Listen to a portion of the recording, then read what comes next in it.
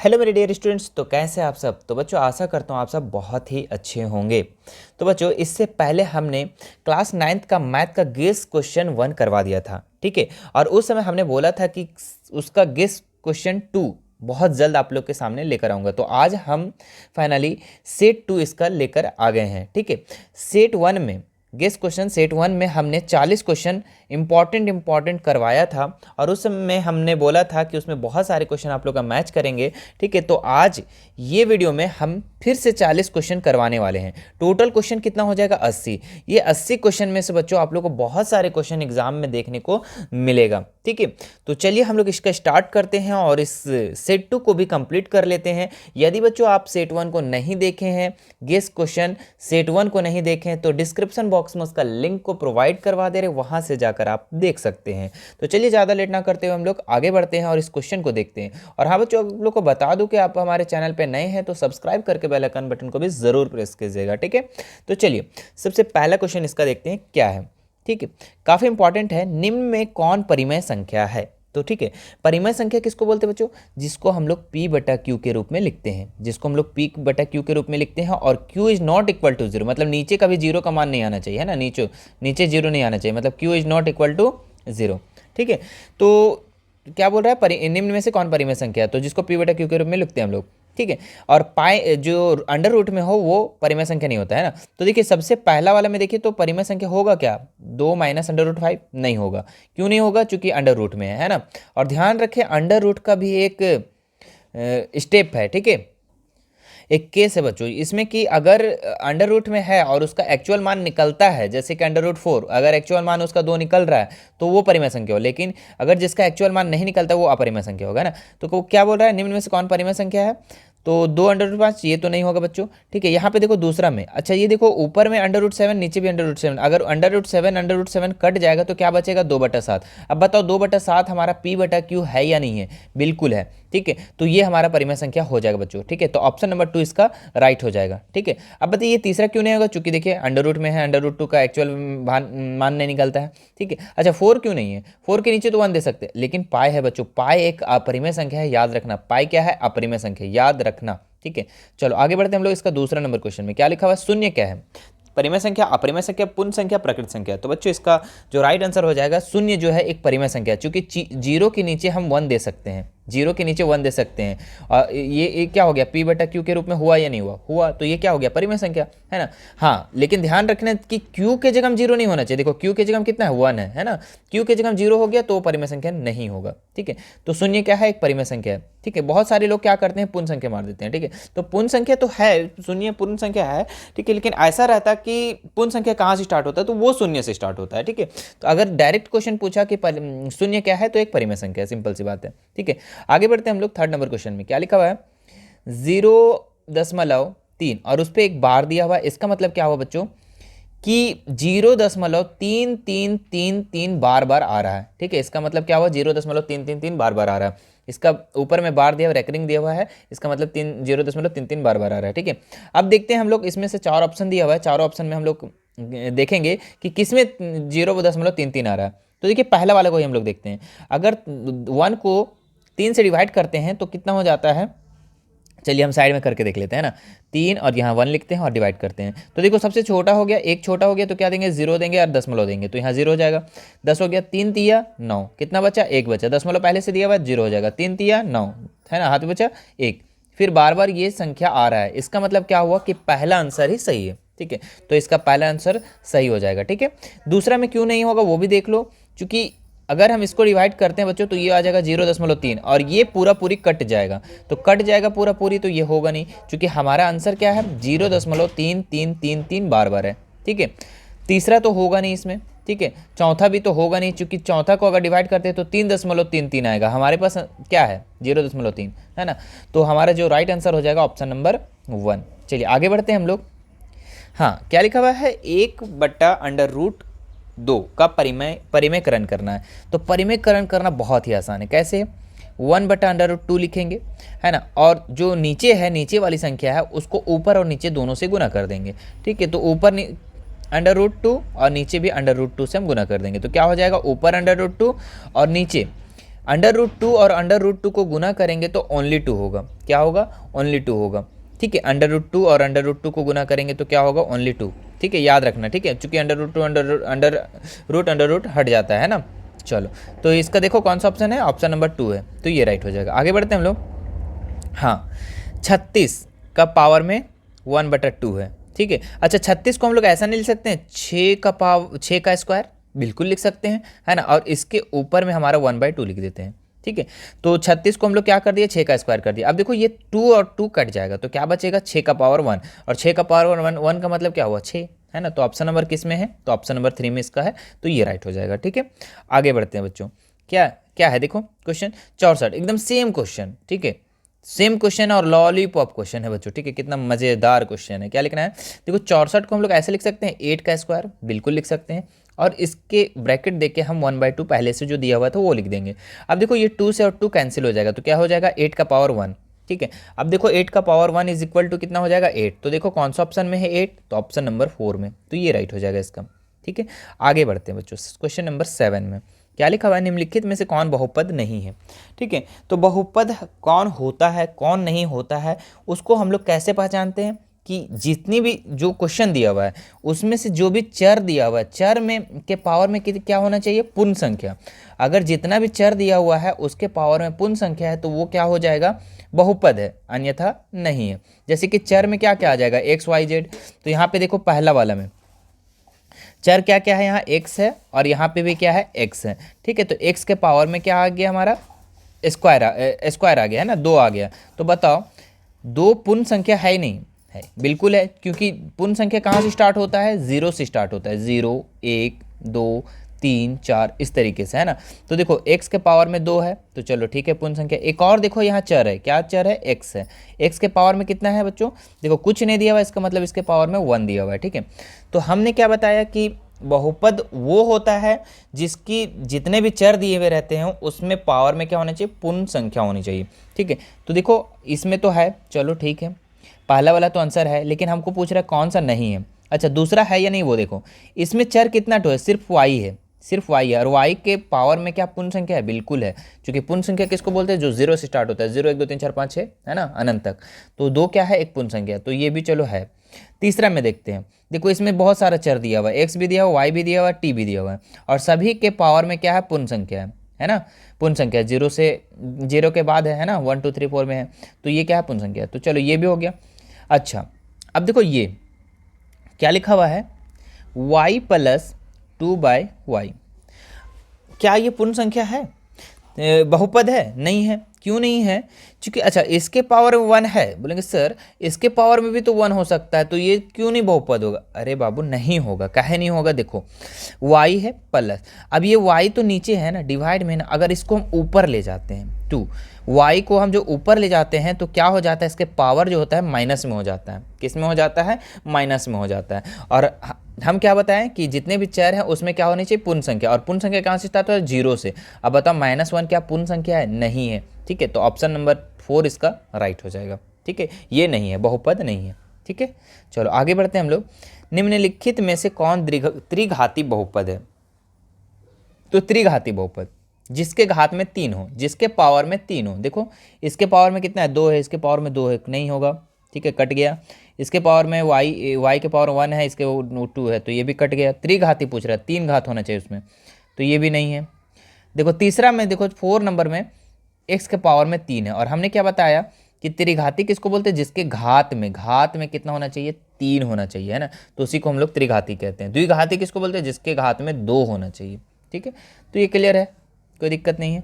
आगे देखो 9 नंबर सवाल क्या लिखा हुआ है? 2 + x² + x का में x का गुणांक कितना है? तो अब देखो 2 + x² + x। अब बताओ x के पहले क्या है? x के पहले 1 होगा, तो x² का गुणांक कितना हो जाएगा बच्चों? 1 हो जाएगा। ठीक है, कितना हो जाएगा? 1। तो ऑप्शन नंबर कहाँ है? 1, ऑप्शन नंबर 2 में है। ठीक है, चलो आगे बढ़ते हैं हम लोग। क्या लिखा हुआ है? इसका शून्याक पूछ रहा है, तो शून्याक निकालना बहुत आसान है। क्या लिखना है? 2x + 1 और बराबर में कर देना 0, और उसके बाद x का मान निकाल लेना। कैसे निकलेगा? 2x। अब देखो नंबर को नंबर साइड ले जाओ, तो 1 इधर प्लस में, इधर आके माइनस में हो गया। अब x बराबर क्या हो जाएगा? ये गुना में, इधर आके किस में हो जाएगा? डिवाइड में, तो -1/2। ठीक है। तो यहाँ पे एक्स का मान कितना निकल गया बच्चों, -1/2। तो ऑप्शन नंबर 2 इसका राइट हो जाएगा। चलो आगे बढ़ते हैं हम लोग। इनमें से कौन दो चर वाला रैखिक समीकरण है। देखो चर हमने क्या बताया कि एक्स वाई जेड जितना होता है ये सब चर है, ठीक है। अचर में क्या होता है, जो गिनती होता है 1 2 3 4 5 6 ये सब अचर होता है, ठीक है। एक बार लिख देते हैं। देखो अचर में क्या हो गया, 1 2 3 4 गिनती मतलब, है ना। और चर में क्या हो गया, एक्स वाई जेड, है ना। चर में क्या हो गया, ABCD एक्स वाई जेड ये सब क्या हो गया, चर हो गया, एक्स वाई जेड ये सब चर है, ठीक है। अब क्या बोल रहा है कि दो चर वाला रैखिक समीकरण। देखो इसमें कितना चर है, एक ठो चर है तो ये तो कट गया। इसमें भी कितना चर है, सिर्फ एक्स ही है, ये भी कट गया। इसमें कितना चर है, एक्स ही है तो ये भी कट गया। देखो इसमें दो चर है, एक्स और वाई दोनों है, तो दो चर वाला रैखिक समीकरण है, तो ऑप्शन नंबर 4 इसका राइट हो जाएगा। आगे बढ़ते हैं। क्या लिखा हुआ है, इनमें से कौन सा हल है, किसका हल है, ठीक है। देखो तो x - y = 2 लिखा हुआ है। क्या लिखा हुआ है, x - y = 2, ठीक है। और यहाँ पे चार कितना ऑप्शन दिया हुआ है, 1 2 3 4, चार ऑप्शन दिया हुआ है। हम लोग एक एक करके पुट करेंगे। ध्यान रखना बच्चों कि जो भी यहाँ पे ऑप्शन दिया हुआ है उसमें से 2 अंक दिया हुआ है, ठीक है। पहला अंक वाला को हम लोग x कहते हैं, ठीक है। देखो पहला संख्या 2 दिया हुआ वो x होता है, दूसरा संख्या होता है वो y होता है। इसमें से जो पहला दिया हुआ है x और दूसरा दिया हुआ y, पहला दिया हुआ x दूसरा y, ठीक है। तो हम लोग एक एक करके क्या करेंगे, हम लोग पुट करेंगे। चलो तो सबसे पहले हम लोग इसको पुट करते हैं। तो हम क्या बताएं, इसमें x कितना है 2 तो 2 लिख दो, y कितना है 1 तो 1 लिख दो बराबर 2। तो 2 में 1 घटाया तो 1 बचा, इधर क्या बचा 2, इज नॉट इक्वल, मतलब दोनों बराबर नहीं हुआ, तो ये ऑप्शन कट गया, ठीक है। दूसरा बैठा के देखते हैं। दूसरा में कितना है, 4 और 2 है, तो दूसरा बैठाते हैं यहाँ पे हम लोग। दूसरा में हम लोग x के जगह में कितना डालेंगे 4 और y के जगह में कितना डालेंगे 2 और बराबर 2। तो बताओ 4 में से 2 घटाएंगे तो 2 बराबर 2। अरे दोनों साइड तो इक्वल हो गया, मतलब कि ये दूसरा का हल है, ठीक है। तो ऑप्शन नंबर 2 इसका राइट हो जाएगा। आगे बढ़ते हैं। दो चर वाले रैखिक समीकरण के हल होते हैं। तो दो चर वाले रैखिक समीकरण का कितना हल होता है बच्चों, यहाँ पे बताना है। तो दो चर वाले रैखिक समीकरण का जो हल होगा 1 2 अनंत संभव नहीं, तो बहुत सारा हल होता है, ठीक है। तो ऑप्शन नंबर 3 इसका राइट हो जाएगा, बहुत सारा हल होता है, ठीक है। दो चर वाले रैखिक समीकरण का, अच्छा हम लोग नीचे वाले कर दिए, हाँ। तो कितना हो जाएगा, अनंत, बहुत सारे हल होते हैं। आगे देखते हैं हम लोग। बिंदु -3 और -5 किस चतुर्थांश में स्थित है। चलो इसको भी बता देते हैं कैसे होगा। -3 और -5 एक कार्तीय तल होता है बच्चों, देखो यहाँ पे छपा हुआ है कार्तीय तल, ठीक है। और ये पहला चतुर्थांश होता है, ये दूसरा चतुर्थांश होता है, ये तीसरा चतुर्थांश होता है, ये चौथा चतुर्थांश होता है, ठीक है। हमने चैप्टर में जो पढ़ाया बहुत इजी तरीके से बताया बच्चों, ठीक है। यदि आप उसको नहीं देखें तो चैप्टर वाइज अगर आप देखना चाहते हैं मैथ को, तो आप हम उसका डिस्क्रिप्शन में लिंक दे देंगे, वहाँ से जाकर देख सकते हैं, ठीक है। पूरे चैप्टर वाइज किया गया है, वहाँ से क्लियर हो जाएगा एकदम, ठीक है। हाँ अब इसमें हमने क्या बताया कि पहला चतुर्थांश, दूसरा चतुर्थांश, तीसरा चतुर्थांश, चौथा चतुर्थांश। अब बोल रहा है ये किस चतुर्थांश में, बताइए पहला दूसरा तीसरा या चतुर्थ में। तो देखो जो पहला वाला में होता है दो, एक्स भी प्लस में होता है और वाई भी प्लस में होता है। दूसरा में क्या होता है, एक्स जो होता है माइनस में होता है और वाई क्या होता है, प्लस में होता है। और तीसरा में जो होता है एक्स भी माइनस में और वाई भी माइनस में होता है। तो देखो माइनस माइनस दोनों है, एक्स में भी माइनस है और वाई में भी माइनस है, तो कौन सा चतुर्थांश हुआ बच्चों, तो ऑप्शन नंबर 3, ठीक है। ऑप्शन नंबर 3 तृतीय चतुर्थांश में, ठीक है। चौथा चतुर्थांश वाला भी देख लो, एक्स प्लस में होता है और वाई माइनस में होता है, ठीक है। स्क्रीनशॉट ले लो एक बार, ठीक है, क्लियर हो जाएगा। इस तरीके से दूसरा सवाल भी पूछ दिया तो आराम से बन जाएगा। चलो आगे बनाते हैं हम लोग। क्या लिखा हुआ है, सी का निर्देशांक कहाँ है। देखो सी यहाँ पे लिखा हुआ है और सी का निर्देशांक क्या है, देखो ये गया है और ये गया है। तो सबसे पहले हम लोग क्या लिखते हैं, एक्स को लिखते हैं। तो एक्स वाले में देखो ये एक्स अक्ष है, एक्स अक्ष में कितना पर दिया हुआ है -5, तो -5। वाई के जगह में कितना हो जाएगा, तो ऊपर वाला वाई गया है और वाई में कितना पे टच किया हुआ है 2 ऊपर, तो यहाँ पे 2 लिख देंगे, मतलब -5 2, -5 2 का है ऑप्शन नंबर 1 में, तो ऑप्शन नंबर 1 इसका राइट हो जाएगा। आगे बढ़ते बच्चों, देखिए यहाँ पे 105 का संपूरक कोण क्या होगा। तो संपूरक कोण उसको बोलते बच्चों दो कोण को, जैसे कि कोण ए और कोण बी, ठीक है। कोण ए और कोण बी को दोनों मिला के कितना होना चाहिए, 180 डिग्री, उसको हम लोग क्या बोलेंगे, संपूरक कोण बोलेंगे, ठीक है। अब यहाँ पे देखिए एक कोण आपका 105 दिया हुआ है, दूसरा कोण कितना हो जाएगा बच्चों बताओ, तो यहाँ लिख देंगे b = 180, ठीक है। तो दूसरा कौन हो जाएगा, b = 180 माइनस क्या हो जाएगा 105, तो बताओ घटा दो कितना बचेगा 75, यानी कि दूसरा कौन कितना हो जाएगा 75 डिग्री, तो ऑप्शन नंबर 4 इसका राइट हो जाएगा, ठीक है। सिंपल से बनाने के लिए क्या करना है बच्चों, अगर संपूरक किसी चीज़ का पूछा तो 180 में से इस संख्या को घटा देना, 105 को घटा देना, ठीक है। और पूरक जब पूछा तो क्या करना, 90 में से जो संख्या दिया रहेगा उसको घटा देना, ठीक है। तो वो हो जाएगा। तो हम लोग क्या किए, 180 में से 105 को घटा दिए तो 75 बच गया, ठीक है। चलो आगे देखते हैं, यदि दो कोण का योग 90 डिग्री हो तो उस कोण को क्या कहते हैं। तो हम देखो, दो कोण को मिला करके 180 होता था, उसको संपूरक कहते थे। तो दो कोण को योग मिला करके 90 होता है, उसको हम लोग पूरक कोण कहते हैं। तो ऑप्शन नंबर 3 इसका राइट हो जाएगा। आगे बढ़ते हैं, 18 नंबर सवाल क्या लिखा हुआ बच्चों, एक्स का मान निकालने बोल रहा है। ये 20 डिग्री दिया हुआ है, 80 डिग्री दिया हुआ है, यहाँ पे एक्स का मान निकालना है। तो आप लोग को पता है कि त्रिभुज का तीनों कोण का योग कितना होता है, 180 डिग्री। तो ये हो गया 80 और ये 20 हो गया, मतलब 100 यहीं पे हो गया। तो ये कितना होगा, 80 होगा, ठीक है। तो तीनों मिला के कितना हो जाएगा, 180। लेकिन हम किसका मान निकाले, इसका मान निकाले, ये एक्स का मान नहीं निकाले हैं। तो देखो एक्स का मान कितना हो जाएगा, देखो बच्चों, एक सीधी रेखा पे कितना डिग्री का कोण बनाता है, 180 डिग्री का। तो अब अगर ये 80 डिग्री है तो ये कितना हो जाएगा, 100 डिग्री। तो इधर 100 डिग्री हो जाएगा। तो ऑप्शन नंबर कहाँ पे, ऑप्शन नंबर 2 इसका राइट हो जाएगा, 100, ठीक है। चलो आगे बढ़ते हैं हम लोग, क्या लिखा हुआ है, त्रिभुज के तीनों कोण का योग कितना होता है, बताओ। लॉलीपॉप क्वेश्चन जल्दी से मार दो, 180 डिग्री। आगे बढ़ते हैं हम लोग, निम्न में से कौन सा त्रिभुज की सर्वांग समता कसौटी नहीं है। तो देखो साइड एंगल साइड है, एंगल साइड एंगल भी है, लेकिन साइड साइड एंगल नहीं है, ये आपका गलत हो जाएगा बच्चों, ठीक है। तो मतलब इसका राइट आंसर ऑप्शन नंबर 3 ही हो जाएगा। चलिए आगे बढ़ते हैं हम लोग, एक चतुर्भुज के 3 कोणों का योग कितना होता है, 3 कोणों का योग दिया हुआ है ना, चौथा कोण निकालना है। तो देखो चतुर्भुज के चारों कोण को मिला करके कितना होना चाहिए, 360। अब 3 का मान दे दिया है तो तीनों को जोड़ दो जल्दी से, और उसमें से 360 को घटा दो। तो तीनों को अगर हम जोड़ते हैं तो हो जाएगा 110 और 82 और 68। तो 8 10 के 0, हाथ बच्चा 1 है ना, 8 और 1 9 और 1 10 और 6 16 का 6, हाथ बच्चा 1, तो 260। मतलब तीनों मिला के 260 हो गया, और चारों मिला के कितना होना चाहिए, 360। तो चौथा वाला कोण कितना हो जाएगा, 260 को घटा देंगे तो कितना हो जाएगा, चौथा कोण 100 डिग्री। इसका मतलब चौथा कोण कितना हो जाएगा, 100 डिग्री। चित्र के माध्यम से एक बार समझ लो बच्चों, ठीक है। ये हो गया, पहला कोण 110 डिग्री हो गया, दूसरा कोण 82 हो गया, तीसरा कोण 68 हो गया। तो चौथा कोण कितना हो जाएगा, तो चारों मिला के 360 होना चाहिए। अब सोच लो कैसे आंसर आएगा। तो तीनों को जोड़ देना और 360 में से इसको घटा देना, तो ये कोण निकल जाएगा, है ना। चलो आगे बढ़ते हैं हम लोग, समचतुर्भुज के विकर्ण परस्पर होते हैं। तो जो समचतुर्भुज होता है बच्चों, उसका विकर्ण जो होता है परस्पर लंब होते हैं, 90 डिग्री पे बनता है, ठीक है। तो ऑप्शन नंबर 3 इसका राइट हो जाएगा। एक ही आधार और एक ही समांतर रेखाओं के बीच स्थित समांतर चतुर्भुज का क्षेत्रफल क्या होता है, वो बराबर होता है बच्चों, ठीक है। क्योंकि एक ही आधार पर दो समांतर रेखा है दिया हुआ है, ठीक है, और इस पर जो समांतर चतुर्भुज बनेगा वो हमेशा बराबर होगा। तो ऑप्शन नंबर 1 इसका राइट हो जाएगा। आगे देखते हैं हम लोग 24 नंबर, एक समचतुर्भुज के विकर्ण दिया हुआ है 2 ठो, ठीक है, और इसका क्षेत्रफल निकालना है। तो समचतुर्भुज का क्षेत्रफल क्या होता है, समचतुर्भुज का क्षेत्रफल। तो समचतुर्भुज का जो क्षेत्रफल होता है बच्चों, वो होता है 1/2 d1 गुना d2, ठीक है। d1 d2 क्या है, तो ये विकर्ण है, ठीक है। तो अब देखो 1/2 लिख दो, और d1 कितना दिया हुआ 5 और ये दिया हुआ 14, ठीक है। तो 2 से काट दो, 7 से कट गया, तो 7 × 5 = 35, मतलब कि 35 सेंटीमीटर इसका स्क्वायर आंसर हो जाएगा। तो देखो 35 सेंटीमीटर स्क्वायर आंसर कहाँ है, तो ऑप्शन नंबर 1 में, तो ये हो जाएगा। आगे बढ़ते हैं हम लोग, वृत्त की सबसे बड़ी जीवा वृत्त का क्या होता है, तो ये होता है व्यास। क्या होता है, वृत्त की सबसे बड़ी जीवा वृत्त का क्या होता है, व्यास होता है बच्चों। चूंकि देखो वृत्त है ये, और वृत्त की बहुत सारी जीवाएं होती, बहुत सारा है, बहुत सारा, ठीक है। अब सबसे बड़ा कौन सा हो जाएगा, जो बीच बीच में होगा, ठीक है। तो बीच बीच में क्या है, व्यास है। चूंकि हम लोग बीच बीच वाला को क्या बोलते हैं, व्यास। तो ऑप्शन नंबर 2 इसका राइट हो जाएगा। आगे बढ़ते हैं हम लोग, पटरी और प्रकार की सहायता से निम्नलिखित कोण की रचना करना संभव है।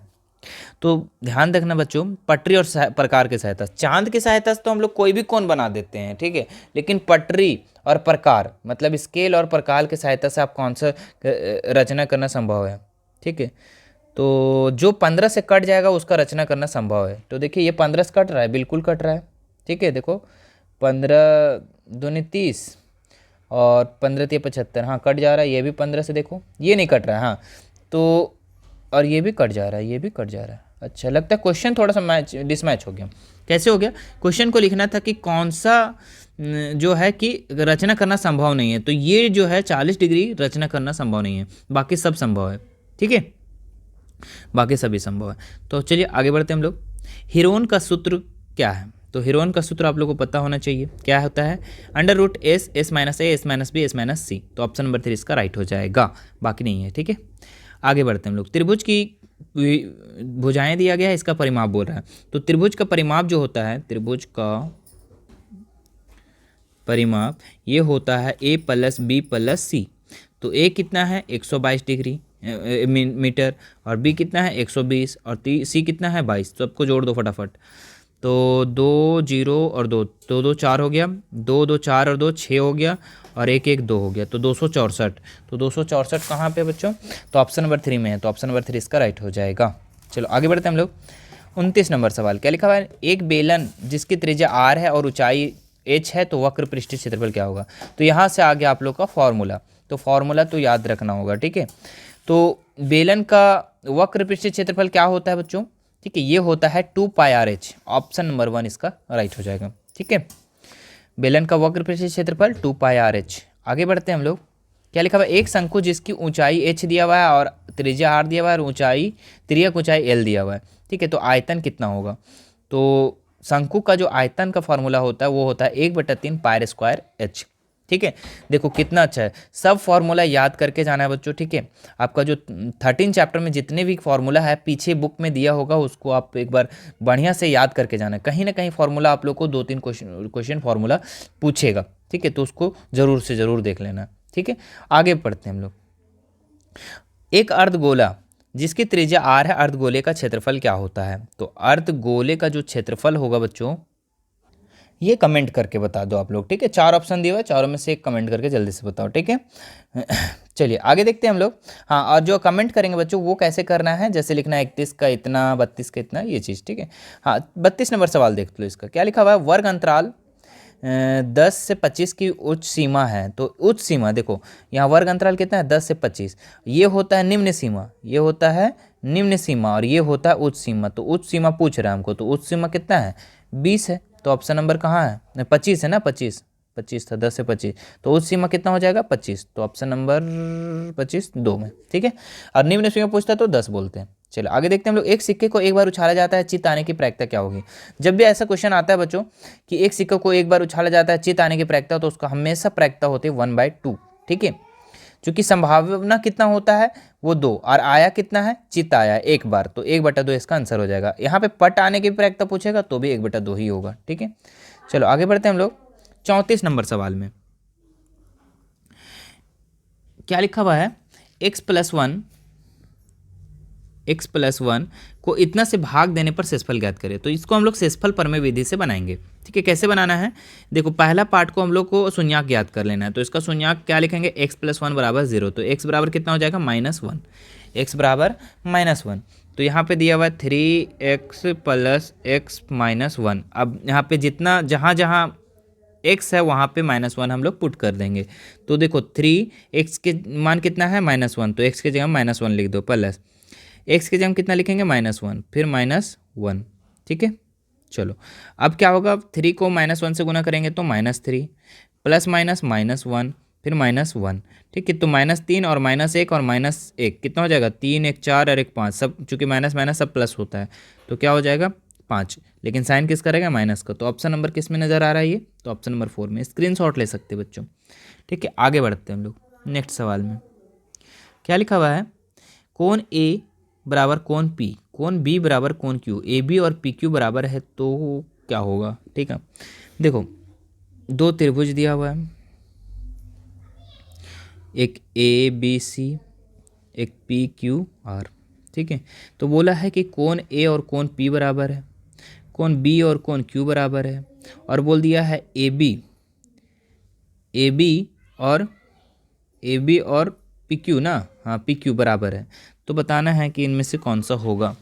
तो जो भी यहाँ पे दिया हुआ रहता है बच्चों, वो दिया हुआ रहता है कोण के हिसाब से कि कौन सा बराबर है। तो जब 2 त्रिभुज रहता है और उसके 2 भुजा, जैसे कि AB और PQ जब भुजा बराबर होती है तो उसके जस्ट सामने वाली कोण जो होती है बराबर होती है। जैसे कि AB का सामने वाली कोण C और PQ की सामने वाली कोण R, ये दोनों क्या होंगे, बराबर होंगे। जब AB और PQ बराबर है तो इसके सामने वाले जस्ट भुजा कोण क्या होगी, बराबर होगी। तो कोण C और बराबर कोण R भी बराबर होगी। तो इसका मतलब क्या हुआ कि एक का बराबर P, B के बराबर Q और सी के बराबर आर। अब देखो यहाँ पे कौन सा मैच कर रहा है, ए के बराबर पी, बी के बराबर क्यू और सी के बराबर आर। तो ऑप्शन नंबर 1 ही इसका मैच करके बच्चों। तो ये ए बी क्या होगा, त्रिभुज ए बी सी सर्वांगसम त्रिभुज पी क्यू आर। ठीक है, चलो तो आगे बढ़ते हैं हम लोग नेक्स्ट सवाल की तरफ। क्या लिखा हुआ, एक समचतुर्भुज के 3 कोनों का योग दिया हुआ, चौथा कोण क्या होगा। लग रहा है पीछे क्वेश्चन इस तरीके से हम लोग कर चुके हैं, देख लेते हैं। तो 3 कोण दिया हुआ है ना एक चतुर्भुज का, एक चतुर्भुज दिया हुआ, इसका 3 कोण दिया हुआ है, 110 डिग्री, 82 डिग्री और 68 डिग्री। तो चौथा कोण कितना होगा, क्योंकि हम लोग पता है कि चारों कोण को मिला कितना होना चाहिए 360। तो देखो तीनों मिला कितना हो रहा है 110, 182 और 68। जोड़ो जल्दी से, 110, 82 और 68। 8 2 10 का 0 हाथ बचा 1, 1 1 2 और 8 10 और 6 16 और 2 260। अरे ये क्वेश्चन तो बताए थे ना पीछे हम लोग, है ना। तो देखो 360 टोटल होना चाहिए, लेकिन हो कितना रहा 260, तो कितना घट रहा है 100, तो 100 डाल दो यहाँ पे। इसका मतलब चारों कोण का मिला के कितना होना चाहिए 360, हो गया। तो 100 डिग्री इसका आंसर हो जाएगा। कहाँ है 100, ऑप्शन नंबर 1 में।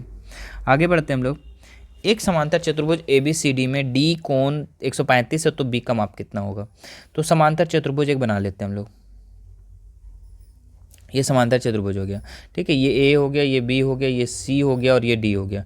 डी का मान 135 डिग्री दिया हुआ है, ठीक है। तो पूछ रहा है कि बी का मान कितना होगा। तो बच्चों याद रखना हमेशा कि समांतर चतुर्भुज के सम्मुख कोण बराबर होते हैं, ठीक है। तो 135 ये, तो ये भी कितना हो जाएगा 135। तो कहाँ पे ऑप्शन नंबर 3 में इसका है, तो ये राइट हो जाएगा।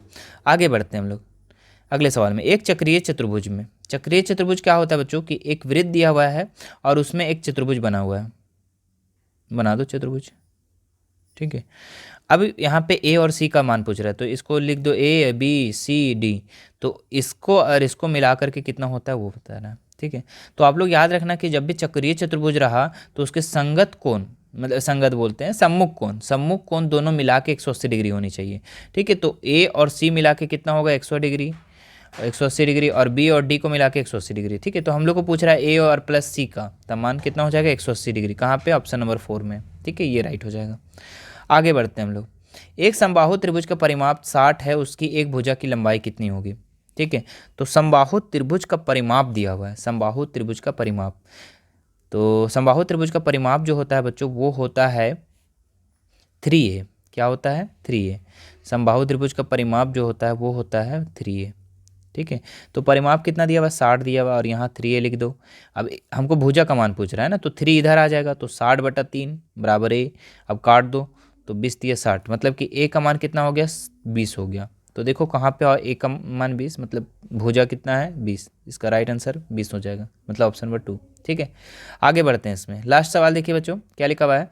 एक घन का कुल पृष्ठीय क्षेत्रफल 96 सेंटीमीटर स्क्वायर है, घन का आयतन पूछ रहा है, ठीक है। तो कुल पृष्ठीय क्षेत्रफल दिया हुआ है घन का, कुल पृष्ठीय क्षेत्रफल कितना दिया हुआ है जी, कुल पृष्ठीय क्षेत्रफल 96 दिया हुआ है। कुल पृष्ठीय क्षेत्रफल होता कितना बच्चों, घन का कुल पृष्ठीय क्षेत्रफल का फॉर्मूला होता है 6a²। तो 6a² बराबर 96, तो a² बराबर कितना हो जाएगा 96, और ये नंबर कहाँ आ जाएगा डिवाइड में, तो 6 से काट दो इसको, तो 6 का 6 और यहाँ 6 छक 36, यानी कि a² बराबर 16। तो a बराबर कितना हो जाएगा √16, है ना, √16। और जब इसका वैल्यू निकालेंगे तो 4। तो इसका मतलब क्या हुआ यहाँ पे कि भुजा हमारा 4 निकल गया। अब हमको पूछ रहा है आयतन, पहले इतना स्क्रीनशॉट ले लो, ले लिए।